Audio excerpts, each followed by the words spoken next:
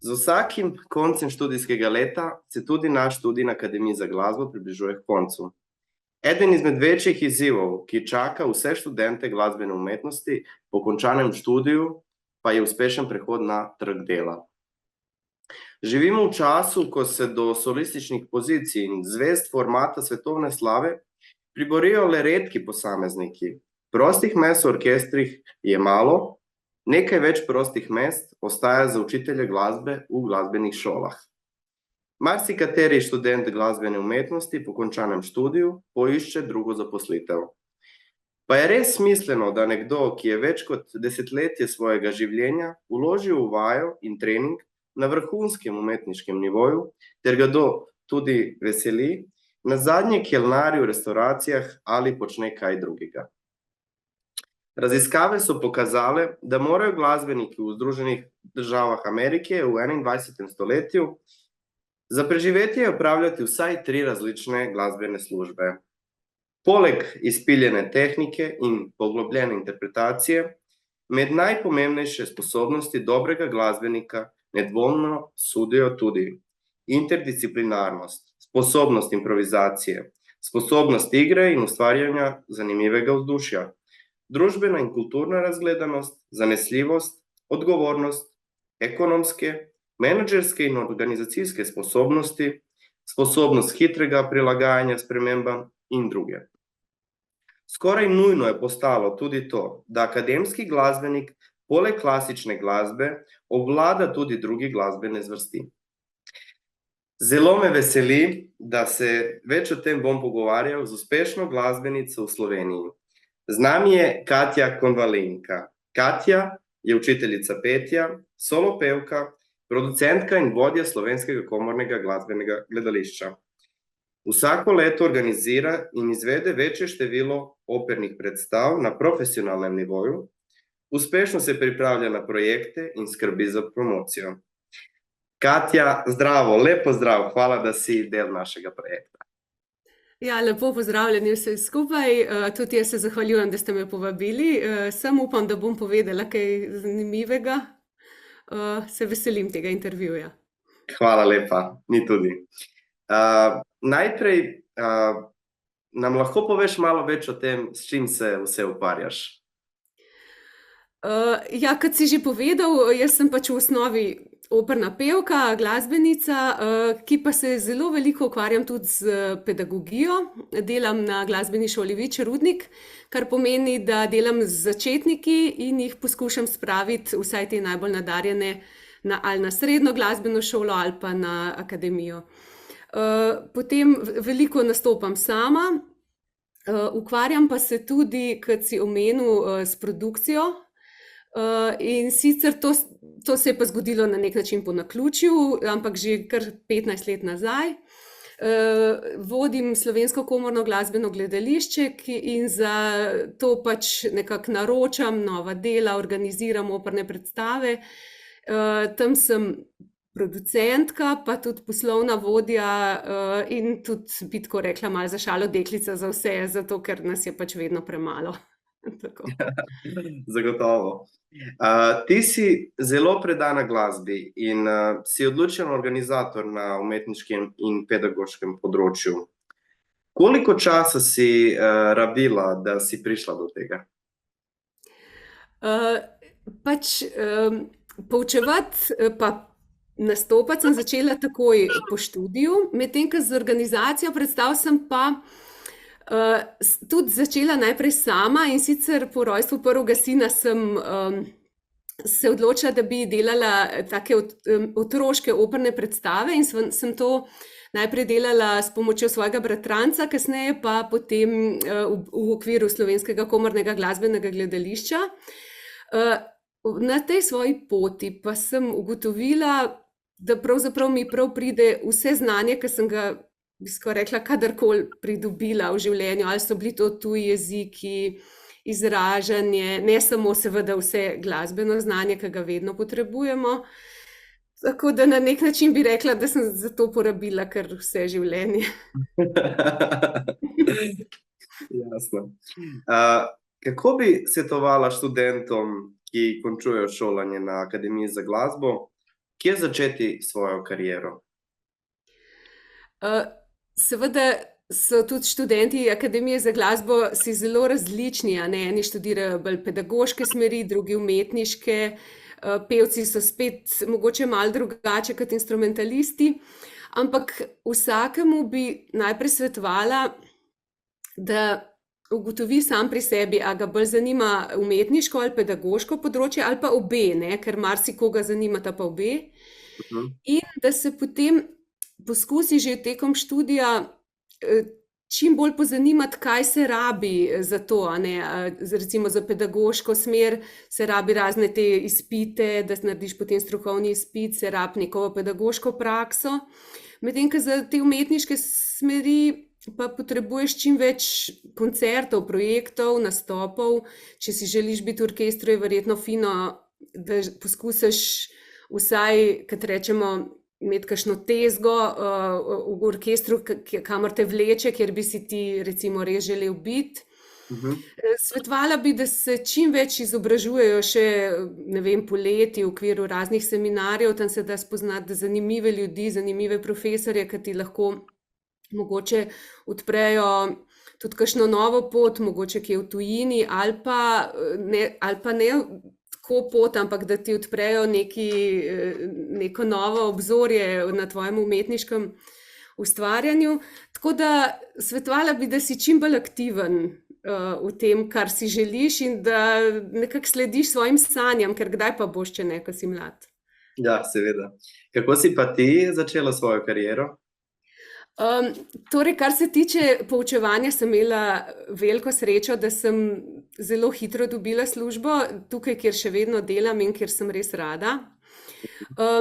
Ker pa sem si vedno zelo želela tudi nastopati, sem pač hodila najprej na avdicije, vse, kar so bile, tako bi rekla, že v Gradcu, kjer sem delala podiplomo, pa potem tule v Ljubljani, v operi, v Mariboru, sem tudi nekako bila uspešna, sem v obeh teh operah debitirala. Vedno pa je zame bilo značilno, jaz sem si vedno želela sama organizirati stvari, nekako tako, kot bi meni ustrezalo, in iz tega verjetno izhaja vse skupaj. Najprej sem s svojimi prijatelji organizirala razne koncerte, pol že predstave, nazadnje pa v okviru tega Slovenskega komornega glasbenega gledališča tudi operne predstave, v bistvu velike produkcije.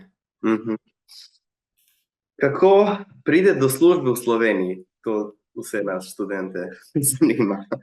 Ja, seveda vsi vemo, da je dobiti redno službo težko, ne? Da bo najprej verjetno treba poskusiti nekako honorarno, a ne. Tako, jaz bi svetovala vsakmu, da ne čaka samo, da se nekaj zgodi, ampak da aktivno išče svojo zaposlitev. Da mogoče, če bi si želel poučevati na neki šoli, da piše, ne vem, da se predstavi. Velikokrat se zgodi, da nekdo mogoče v šoli zboli, pa se hitro rabi nekoga, in je vedno fino, če, ne vem, če ima mogoče ravnateljica pri roki nekoga, da ve, da si želi to početi. Potem, kar se tiče teh, bom rekla, orkestrov ali pa pevskih zborov ali pa solističnih, tam pa moraš verjetno iti na avdicije, se predstaviti, mogoče poslati kakšen svoj posnetek. Je pa še seveda tretja smer, ki jo pa tudi zelo veliko mladih umetnikov bere, in sicer, da postanejo samozaposleni v kulturi. Samozaposleni v kulturi so kar velika skupina umetnikov slovenskih. Ministrstvo ima pač to obliko, to pomeni, da ti pač teče delovna doba, ampak da si moraš sam zaslužiti svojo plačo z različnimi nastopi. V primeru pa, da dosegaš neke določene pogoje, ti pa ministrstvo plačuje tudi prispevke, ne, za zdravstveno in pokojninsko zavarovanje. Tukaj pa moraš pač čim več organizirati sam in slediti mogoče tem razpisom ministrstva, mestnih občin, mogoče evropskih razpisov, kdor je bolj izkušen, bolj pogumen. Skratka, možnosti je v bistvu zelo veliko za samozaposlene v kulturi, je pa pač tako, da si tam za vse sam. Jasno, ja. Kako preživeti kot akademski glasbenik, izvajalec ali pedagog? Uh, torej, najpomembnejše tako za glasbenika, kot tudi za pedagoga je za moj okus, da se celo življenje v bistvu izobražuješ, da vadiš, da ne nehaš. Sama diploma je seveda zaključek študija, ampak na nek način šele začetek tvoje karierne poti. In kdor je dober glasbenik, kdor bo vadil, se izobraževal, igral, nastopal, za tistega, po moje, bo vedno se našlo delo. Kdor bo pač rekel, ok, zdaj sem pa svoje naredil, pa čakal tam, pa ne vem, boš mogoče malo stagniral, ne? To pa za glasbenika ni dobro. Tako da to bi svetovala. Mislim pa, da je v Sloveniji veliko priložnosti, da je Slovenija glasbi in kulturi precej naklonjena država, posebej zdaj, ko z gledališčem tudi sodelujem s kakšnimi drugimi državami, vidim, da v Sloveniji marsikaj dobro, da dajo veliko priložnosti, da je kulture veliko, ne? Včasih zvečer sploh ne veš, na kjer dogodek bi šel, toliko se dogaja. In kot producentu mi je včasih tudi težko, da bi naš dogodek sploh prišel do izraza, ne? Je treba veliko delati na promociji, ker se veliko dogaja. Tako da mislim, da moraš predvsem skrbeti za to, da si kvaliteten, in potem te bodo opazili, potem se boš izkazal na nastopih in bodo iz tega sledili novi nastopi. Jasno. Kot vodja Slovenskega komornega glasbenega gledališča zagotovo imaš veliko izkušenj tudi s tem, kako ustvariti svojo mrežo ljudi, s katerimi bomo sodelovali. Ja, mreža ljudi je seveda zelo pomembna. Mislim pa, da tukaj ni enega recepta, ne? Da ljudje smo si tako različni, da mora vsak nekako najti svoj način, kako ustvariti svojo mrežo. Verjetno je Slovenija tako majhna, da se na nek način vsi poznamo in je mogoče to v Sloveniji celo malo lažje, kot v kakšni drugi državi. Ampak po drugi strani je pa težje, zato ker pač, ne vem, so razne druge povezave, vsak je slišal nekaj, ne vem, pač vse ima svoje pluse in svoje minuse. Ampak mislim, da mora človek že mogoče na akademiji začeti sodelovati s tistimi, ki so ti najljubši, s katerimi bi najrajši sodeloval, da se že tukaj začne neka določena mreža. Potem pa, če bi bil rad, ne vem, organizator, mislim, da se ne smeš bati pisati, poklicati nekoga, predstaviti svoj projekt, da moraš biti kar pogumen, ne, spreten, moraš biti dober retorik, predstaviti projekt tako, da boš druge ljudi navdušil zanj. Mogoče moraš znati tudi dobro napisati to, kar bi ti rad izvedel, kar je posebno pomembno, če pišeš razpise. Tam je treba pač določenim kriterijem razpisa ustreči, ti bi pa rad imel svoj projekt in potem moraš najti neko skupno pot med tistim, kar si ti želiš in med tistim, kar oni podpirajo, da v bistvu najdeš neko idealno možnost, da bi te podprli.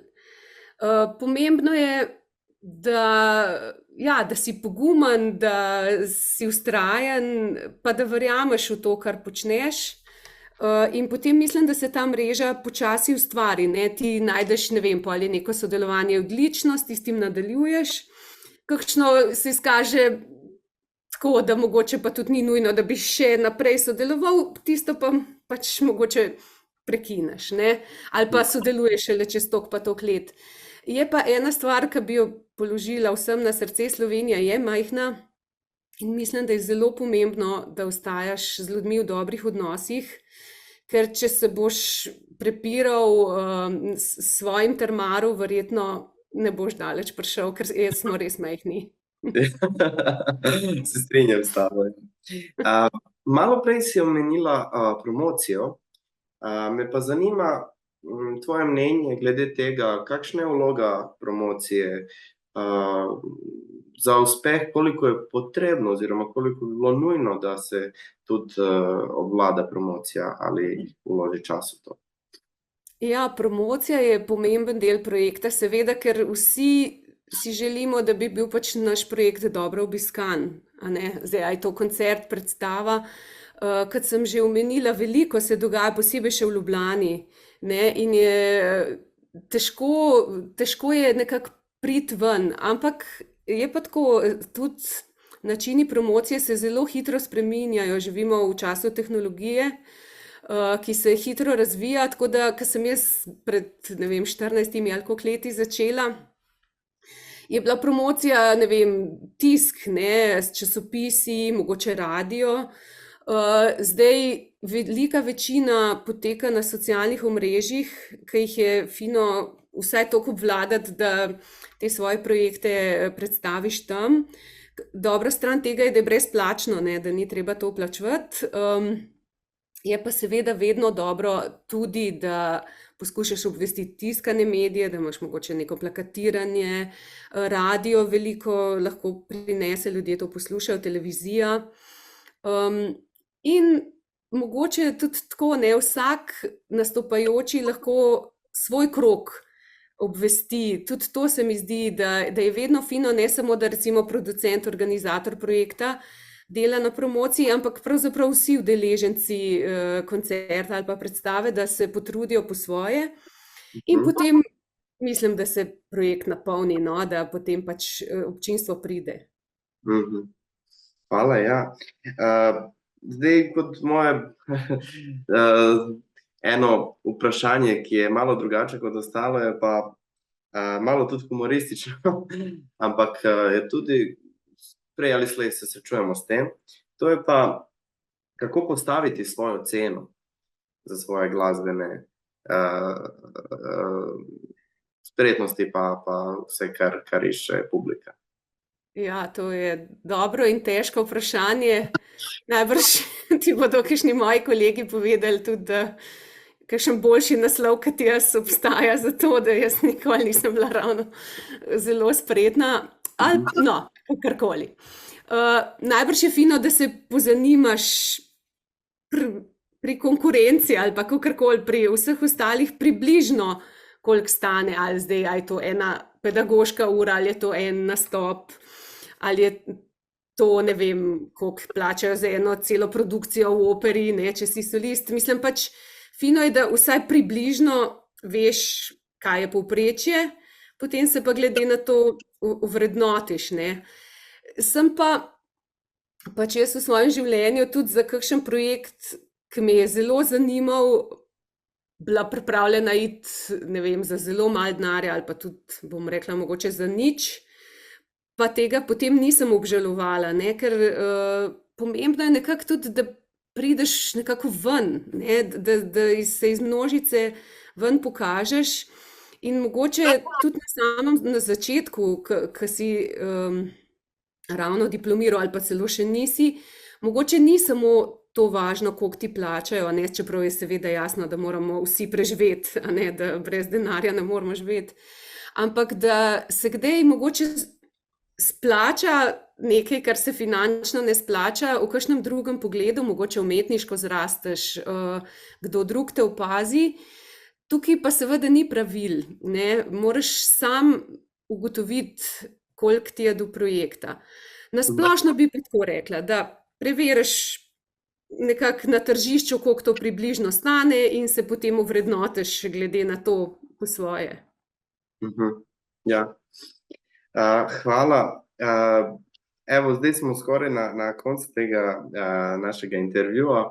Jaz bi tebe vprašal še mogoče nek tvoj nasvet oziroma nekaj mogoče, kar nismo omenili, kaj bi svetovala še študentom, ki končujejo akademijo, kako biti pogumni, kako nadaljevati, kaj bi še dodala? Ja, pač vsem bi svetovala tako, da verjamejo vase.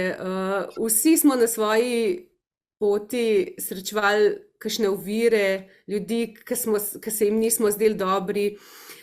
Zgodile se bodo avdicije, kjer vas ne bodo sprejeli, zgodilo se bo, da bo kakšna kritika, ki mogoče ne bo preveč pozitivna.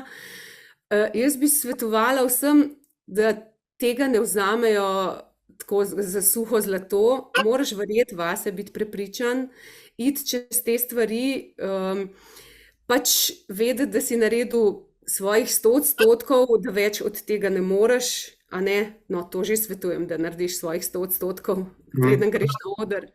Ampak vendarle, ovire slej ko prej nastopijo pri vsakemu, jaz svetujem vsem, da zdržijo, da grejo čez to, verjamejo vase in če boš vztrajal in se trudil in si prizadeval, bo sigurno nekaj ratalo. Velikokrat je tako, da ne rata tisto, kar si ravno zamislil, ampak nekaj drugega, pa ugotoviš, da je pravzaprav še boljš kot tisto, kar si najprej želel. Tako da to bi svetovala ljudem. Draga Katja, najlepša hvala za tvoj čas, za tvoje nasvete, res smo hvaležni. Tako da se vidimo čim prej na nekem koncertu ali pa nekje drugje. Tako, jaz to želim vsem vse dobro, čestitam za diplomo tistim, ki bodo zdaj diplomirali.